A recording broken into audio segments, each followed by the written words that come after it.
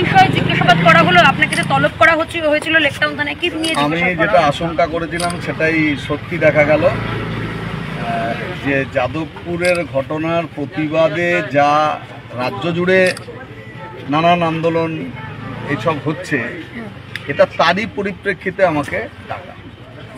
মানে পরপর কতগুলো ঘটনা এখানে ঘটেছে, যে আমাদের জেলাতে আমরা সিদ্ধান্ত করেছিলাম যে গত সোমবার, বোধহয় তারিখ হিসেবে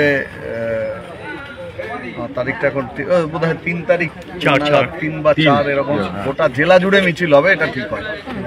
তার অঙ্গ হিসেবে শিক্ষামন্ত্রী ব্রাত্য বসুর কেন্দ্র দমদম স্টেশন থেকে নাগেরবাজার অবধি মিছিল হয়েছে।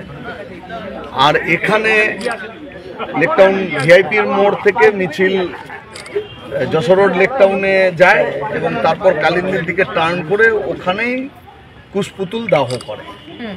এখন এখানে তো অদ্ভুত ব্যাপার হচ্ছে যে যেখানেই কুশপুতুল দাহ করা হচ্ছে সেখানেই পুলিশ তৎপর ভূমিকা গ্রহণ করছে, কোনোভাবে কুশপুতুলটাকে ছিনিয়ে নিতে হবে। এখন এর পেছনে কোন কুসংস্কার কাজ করছে জানি না। বহুদিন 34 বছর বামেরা সরকার চালিয়েছে, বামফ্রন্ট সরকারের আমলে জ্যোতি বোস, বুদ্ধদেব ভট্টাচার্যের অসংখ্য কুশপুতুল দাহ করা হয়েছে।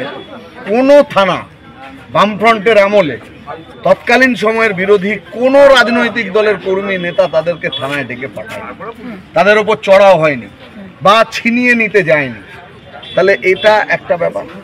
2 হচ্ছে যে যাদবপুর নিয়ে কেন মুখ খোলা, এদের ঔদ্ধত্য, তৃণমূলের অহমিকা, আধিপত্য এমন জায়গায় গেছে যে সে যা ইচ্ছে তাই করতে পারে, বাদবাকি লোককে ওটাকে মেনে নিতে হবে। তাহলে এই মেনে যারা নিচ্ছে না, প্রতিবাদ যেখানে ধ্বনিত হচ্ছে, সেই প্রতিবাদকে দমাতে হবে। এর মধ্যে ছাত্ররা কিছু পোস্টার লাগিয়েছে নানান জায়গায়। এখন একটা এজেড মানুষ, তার রাগ, দুঃখ, ক্ষোভ, অভিমান প্রকাশ করবার ভাষা, আর একটি অল্প বয়সী ছেলে মেয়ে তার প্রকাশ করবার ভাষা, তার মধ্যে কিছু ফারাক থাকবে। যে এই পোস্টার লাগানো, যেটা এটা হয়তো ইগনোর করা যেত, কিন্তু সেই কোর্টে আদালতে মামলা করে ওটা ঠিক কি বেঠিক, ন্যায় কি অন্যায় দেখা যাক।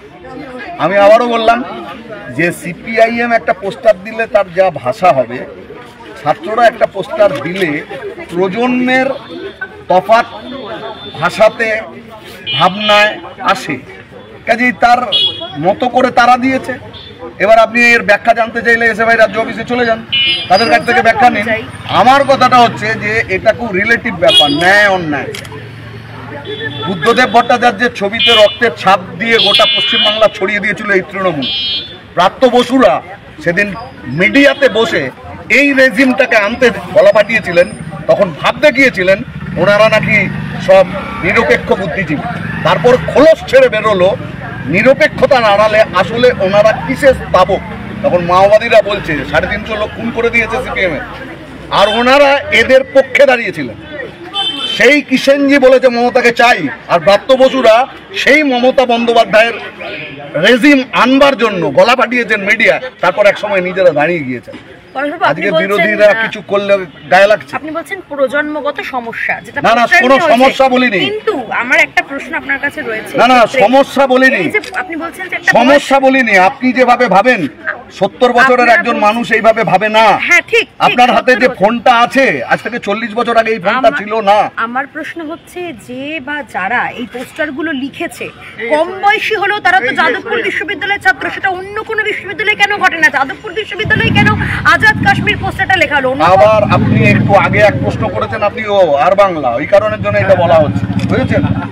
যে এই কারণে বলা হচ্ছে আপনারা হিন্দু মুসলমান ছাড়া এই চ্যানেলের কোনো কাজ নেই, মানুষকে ডিভাইড করতে হবে। এত আন্দোলন হচ্ছে, তার মূল কথা হচ্ছে গণতন্ত্র থাকবে কি থাকবে না, পশ্চিমবাংলার কলেজগুলোতে নির্বাচন হবে কি হবে না, এটা হচ্ছে মূল ব্যাপার।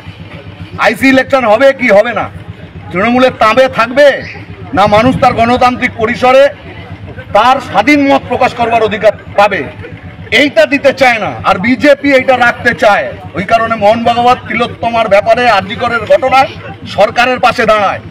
এই কারণে অভিষেক বন্দ্যোপাধ্যায় জনৈক হয়, তার বাবার নামও থাকে না, ঠিকানাও থাকে না, ওটা আমন্ত্রণ পত্র বিজেপিতে আসো। এই কারণে এক গাদা মামলা কোনোদিন নিষ্পত্তি হবে না। সিবিআই জুজু দেখাবে ইলেকশন এলে ভোটটাকে ভাগ করবার জন্য, আর মিডিয়া দিয়ে মানুষকে বোঝানো হবে দেখো ভয়ঙ্কর লড়াই তৃণমূল আর বিজেপি। এখন বেকায়দায় যখনই পড়ে তৃণমূল, বিজেপি তাকে বাঁচানোর চেষ্টা করে। যাদবপুরে বেকায়দায় এই কারণের জন্য এখন কাশ্মীর, এখন দেশদ্রোহী। আপনি কি মনে করেন নাকি আপনার বয়সী ছেলেমেয়েরা ওখানে পড়াশোনা করে? আমাদের কৃতি সন্তানরা সব দেশদ্রোহী? কে দেশপ্রেমিক? শুভেন্দু অধিকারী দেশপ্রেমিক? অভিষেক বন্দ্যোপাধ্যায় দেশপ্রেমিক? এত মাফিয়া রাজত্ব চালাচ্ছে, দাঙ্গা হাঙ্গামা বাঁধানোর মতো প্ররোচনামূলক কথা বলে যাচ্ছে প্রত্যেকটা দিন। সমস্ত চুরি, জোচ্চুরি, দুর্নীতি যেদিন শুরু করেছিল শুভেন্দু ছিল এক জায়গায়, এরা সব মিলে পাপ করেছে। আজকে কেউ মমতাকে দোষী সাব্যস্ত করবার পরে জেল খেটে বেরিয়ে এসে আজকে মমতা বন্দ্যোপাধ্যায় গুণগান গাইছে, আর কেউ বিজেপিতে গিয়ে মমতা বন্দ্যোপাধ্যায়ের গভর্নমেন্টকে টেকানোর দায়িত্ব নিয়েছে। কাজে এরা যাদবপুরকে মানুষের কাছে ঘৃণার জায়গা তৈরি করতে চায়। এরা যাদবপুর কেন তৃণমূল বাকিটা যেমন আধিপত্য তৈরি করতে পেরেছে, দমিয়ে দিতে পেরেছে, যাদবপুরকে দমাতে পারছে না কেন, এই আক্ষেপ তার থেকে এইগুলো করা হয়েছে। এটা ম্যানুফ্যাকচার্ড। ওখানে যে বিভাজনের সুর তোলা হচ্ছে, চেষ্টা করা হচ্ছে, দেশদ্রোহিতার তকমা দেওয়ার চেষ্টা করা হচ্ছে, এগুলো শাসক দুই দলকে সাহায্য করবার মতো আমার ধারণায় এটাও হয়তো কোনোভাবে তৈরি করা হয়েছে যাতে যাদবপুরের মূল আন্দোলন থেকে মানুষের দৃষ্টি ঘুরিয়ে দেওয়া যায়। যে সুকান্ত মজুমদার বারবার বলছেন যে এটা গট আপ তৃণমূল এবং মানে সিপিএম এর, টিএমসি আর বিজেপি যে সেটিং করে চলছে কি বুঝতে মানুষের খুব একটা অসুবিধে হচ্ছে, কিন্তু এমন সর্বাত্মক প্রচার, সেই প্রচারের শেষ পর্যন্ত অনেক মানুষ প্রভাবিত হয়ে যান। তার একটা গুরুত্বপূর্ণ ভূমিকা পালন করে মিডিয়া, তার মাধ্যমে একটা বিরাট অংশ মানুষকে প্রভাবিত করা যায়। এরা তা করছে, কিন্তু আসলে কি বিজেপি এ রাজ্যে গভর্নমেন্টে আসতে পারবে না। আপনি আরএসএস এর কাগজ পড়ুন, বিজেপি তো মানুষের কাছে দায়বদ্ধ না, বিজেপি আরএসএস এর কাছে দায়বদ্ধ। আরএসএস এর স্বস্তিকা পড়ুন, আপনি দেখবেন অভিষেক ওখানে খুব সুন্দর একটা ছেলে, ওর সম্পর্কে যে দুর্নীতির অভিযোগ করা হচ্ছে কোনো ব্যাপার না, সব ঠিক। মোহন ভাগবত এখানে এলেন, উত্তাল বাংলা, 14ই আগস্ট রাত দখল করতে রাস্তায় নেমেছিলেন 2 কোটি মানুষ। তাহলে মানুষ কত বাড়িতে থেকে সমর্থন করেছিলেন এই আন্দোলনকে। আর মোহন ভাগবত এই কলকাতার মাটিতে দাঁড়িয়ে বলে গেলেন যে আরজি করের ঘটনায় রাজ্যের সরকার যা করবে আমি তার সাথে আছি। একটা মামলার নিষ্পত্তি হলো না, একটা মাফিয়া রাজত্ব এখানে চলছে বছরের পর বছর। সমস্ত দুর্নীতিতে অভিযুক্ত মানুষগুলো তারা বড় বড় মালা পরে এখন বসে আছে বড় বড় মঞ্চে, কেউ মন্ত্রী, কেউ বিধায়ক, কেউ এমপি হয়ে আছে। কার বদান্যতায়? বিজেপির বদান্যতায়। কেন করছে? বিজেপি এখানে দাঁড়ানোর মতো বিজেপির কোনো জায়গা নেই। বিজেপি এখান থেকে বাড়তি কিছু এমপি পাচ্ছে, নইলে মোদির গভর্নমেন্ট থাকতো না। তাহলে এটা রাখতে গেলে তৃণমূলকে রাখতে হবে, বিভাজন ঘটাতে হবে, হিন্দু মুসলমান বিভাজন ঘটাতে হবে, আর মানুষ দারিদ্রে থাক, ধনী দরিদ্রের পার্থক্য তৈরি হোক, মানুষের বেকারত্ব হোক, মূল্যবৃদ্ধি হোক, এগুলো দিয়ে তাকানোর দরকার নেই।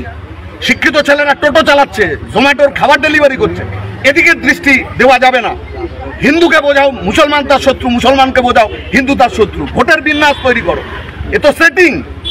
এই সেটিং টিএমসি বিজেপি দুজনে মিলে করে যাচ্ছে। যাদবপুর তার আরেকটা উদাহরণ, দুজনে এক জায়গায় এসে দাঁড়িয়েছে।